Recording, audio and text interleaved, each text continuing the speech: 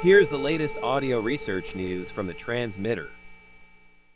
New tools help make neuroimaging accessible to more researchers. By Andrew Yon. Neuroimaging research practices and methods evolve at remarkable speeds each year. These advances, which have been driven in large part by an influx of computer programmers and statisticians to the field over the past 15 years, push the boundaries of what we can learn about the human brain. But they also run the risk of leaving some people behind. Not everyone in the field possesses advanced technical skills, and a lack of programming expertise might make it difficult for some researchers to adopt new tools. Just keeping up with each new improvement or level of technological sophistication can be overwhelming for both established neuroimaging experts and newcomers alike. Take hyperalignment, for example. This relatively new machine learning technique uses functional MRI fMRI signals to classify what a person experiences during testing, such as what part of a movie they watched. This method aligns each study participant's fMRI signal in a way that is unaffected by individual variation in brain shape and size, making it significantly more accurate than traditional machine learning. But it is a complex technique that requires, among other things, familiarity with machine learning and principal components analysis, as well as basic Python coding skills.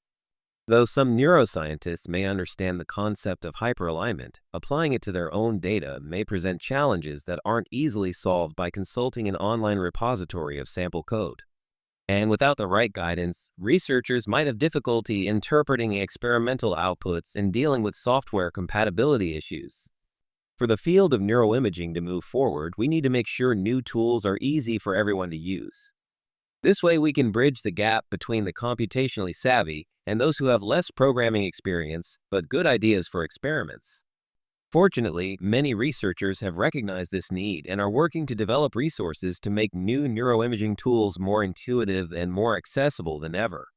One outstanding recent example of these efforts is NeuroDesk, a suite of programs used for neuroimaging data analysis. NeuroDesk sits inside a container, a software package that includes its own prerequisites to run and does not depend on having anything else installed on your computer. I can attest to its effectiveness, having used it at a neuroimaging workshop I led at Vanderbilt University in September. In previous workshops, I spent considerable time with various students debugging software installation and computer issues. This time, more than 80 attendees ran the required examples and code within NeuroDesk without any problems, making the software and concepts much easier to use and understand.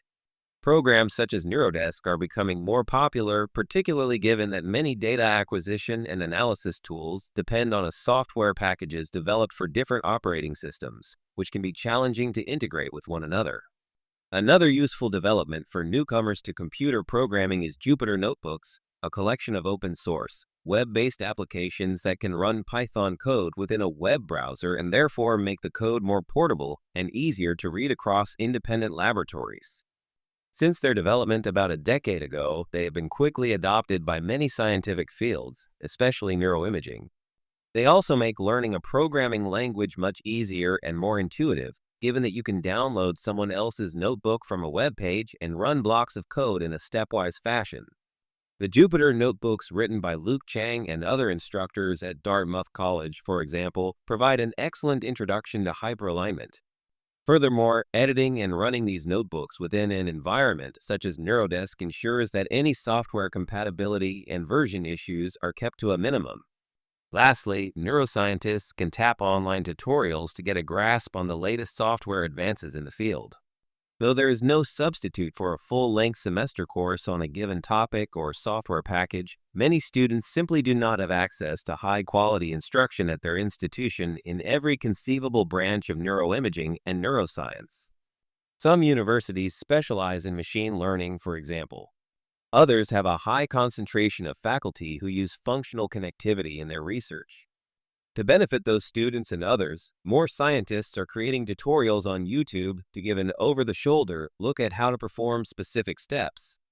My YouTube channel, for example, features lessons on how to use many different neuroimaging software packages.